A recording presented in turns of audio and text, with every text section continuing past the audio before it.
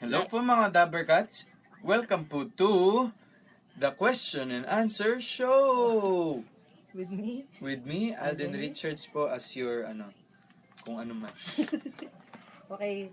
Dahil ganito, meron tayong situations. So, ano ang tingin ng guys sa mga ganitong situation? Okay. Okay? So, naglalakad kayo sa mall. Mhm. May nakasalubong kayo. Kunyari yung kasama mo, kunyari meron kang kadate. Tapos may nakasalubong kayo. Kaibigan niya na matagal na, kunyari pag sinabi, uy, kamusta ka na? So, medyo napatagal. Medyo napatagal. Okay. Kwentuhan lang. So, tapos, di syempre, after nun, medyo quiet ka kasi awkward. So, tatanungin ka, nagsiselos ka ba? Ang sagot, di ako. Di ako nagsiselos. Okay. Sa boys, ano ang ibig sabihin ng di ako nagsiselos? Sobrang selos! Kasi, well, okay lang naman eh. Ako if ever may kadate ako or tapos nakita ko sa mall, may nakasalubong, matagal nila, okay lang naman. Pero, yung tatagal kayo ng 1-2 oras na nakatayo lang ako doon ba? Siyempre, parang, gusto niyo palabasin, ha? Gusto niyo palabasin? Hindi, pero, parang pag ako nagsabi niyan, hindi ako nagsiselos ako. Pero pag sa babae ang nagsabi nito sa'yo, anong feeling mo? Kunyari, ganun din yung situation. Tapos parang, syempre pag girls, di ba, pagka nandun, medyo tahimik na yan. Tapos, uy, sabi mo naman ako, ganyan. Pag sinabi sa'yo, ano, nagsiselos ka ba? No, nagsiselos. Pag sinabi sa'yo, ano ibig sabihin pag babae ang nagsabi sa'yo, hindi ako nagsiselos? Humanda ka na pag-uwi niyo. Ano Humanda ka na at matindi-tinding diskusyonan at awayan yan. Ba't tumatango ka? Tama, mali. Tama, di ba? Next. Okay lang, have fun. So, nagpaalam ka. Okay. Text ka. Kunyari, may lakad kami ng mga friends ko, so, dapat may lakad kayo. Pero nagpaalam kami, lakad muna kami ng friends ko, Ang reply lang sa text mo, okay lang, have fun. Anong, sa boys, sa girls, sa tingin mo sa girls, anong, May nagawa kang mali. Or talagang na ano ka na... Kasi kumbaga kung nakaset na kayo ng lakad yun, tapos iniba mo yung plano nyo. Hindi, kunyari, everyday lang. Kunyari, everyday everyday kayo magkasama. Tapos parang, yung din eh, parang, sige, parang kain lang, ganun. Pero wala namang nothing. Walang special. Walang special. Pero, nag-text ka bigla kasi niyaya ka ng mga Dabbercats mo. Uy, tara! Sige, wait lang. Paalam lang ako, Okay lang, have fun. Well, siguro, pag girls ang nag-text ng okay lang, have fun, namimiss ka niyan, gusto kang makita, tsaka advice ko lang sa mga guys, ingat kayo sa mga have fun na yan. Yan yung mga pinakadelikadong text messages. Sobra.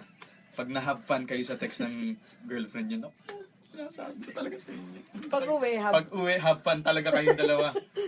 have fun. Pero, well, kasi depende sa understanding. Pero usually, yun ang perception ko. Kapag nagpaalam ka, tapos walang smiley, alam nyo guys, napaka-importante ng smiley sa text. Pag nawala lang yung isang smiley dyan, isang emoticon, isang emoji dyan, may something na yan. Okay lang, have fun, that. Period ka na. Naku, lagot ka. Pero okay lang, have fun, smiley. Ayan, pwede yan. Pwede Tsaka smiley, heart. may heart. Nako, pasok yan. Pero pag nawala ng emoji, patay. Paano pag K lang? Oy, nako, maka-K-thanks bye ka. K-thanks bye. Last, Yan. may date kayo, tapos ready ka na, susunduin mo na. Text ka, pasunduin na kita dyan, ready ka na ba? Ang sagot sa'yo, I have nothing to wear. Sa girls, sa tingin mo sa girls, anong ibig sabihin ng I have nothing to wear? Literal, wala talaga sila nang susuot. Kasi yung girls, parang syempre kapag nakikipag-date yan, gusto nila syempre base na base sila. Kapag kasama nila yung partner nila, kailangan maganda sila. Kapag kasama nila yung boyfriend nila. Kasi syempre para hindi na tumingin sa iba. Not unless talagang sobrang loyal sa iyo ng boyfriend mo na talagang regardless kung ano pang itsura mo. He loves you for who you are. Yun ang titingin yan. Pero yun talaga, it's a conscious effort sa girls eh. Parang to themselves. Kahit sabihin namin na wag na, kailangan sila magpaganda pa rin. Movie date lang. Sabihin siya, I have nothing to wear. Ano na ba naman? Kahit naka-t-shirt lang, okay na. Pero, baka nga wala talaga. Kasi, kung kami, Pag guys, Pag guys kasi nagsabi ng I have nothing to wear, literal, wala talaga kaming masuot. It's either nasa labahan, madumi, o walang pambili. Ayan. Tsaka hindi naman maarte. Ayun, tsaka, well, kami, ayan, t-shirt lang, ripped jeans, sneakers, shorts, ganun. Wala Diba? masyadong arte. Kung ano yung comfy clothes, ang may effort talaga sa bisan, babae. Makeup. Makeup, ganyan, pabango, blower, plancha. Huy! Movie date lang! O yan, tanongin mo sa kami natutunan na sila sa'yo. Naku, kung may natutunan man po kayo, please comment on the box below. Kung wala naman po, okay, thanks, bye. God bless. So, importante ang smiley. Nako, yun ang siguro dapat yung matutunan sa video na to. Napaka-importante po ng smiley at emoji sa text message dahil yun po ang nagpapahiwatig kung ano talaga ang mensahe ng text message na ipinadala sa inyo. Nako, emoji po. Heart na emoji, very good. Heart na emoji, very good. Smile. Yung smiley. Okay, smiley, very good pa rin. Pero pag nakikita niyo yung mga ganyan emoji, yung Medyo pa-cute pa yan. pakit pa yan. Kalambing. Pero pag nakita niyo yung may sungay, Pero yung dot na lang. lagot ka. Ako. Dati kasi hindi big deal yan eh. Since yung emoji na hindi pa nila alam kung paano gagawin yung semicolon tsaka parenthesis, smiling ganon. Hindi pa big deal. Kumbaga, kung ano yung i-text, yun yung interpretation. Pero ngayon, since 2000 na, since 2000, yan yung naging trend eh. Kapag walang smiley, iba yung dating ng message. Kaya pag nagpaalam, das kay dot, God bless. Good luck sa'yo. mahabang awayan ba yun? Mahabang awayan yun. Kasi syempre, baka may plano siya na nasira or... Well, at least nag-reply kaysa sa walang reply. Kasi pag walang reply, naku, isa pa yan. Mga walang reply na mga 5 minutes tas after paalam. Yan.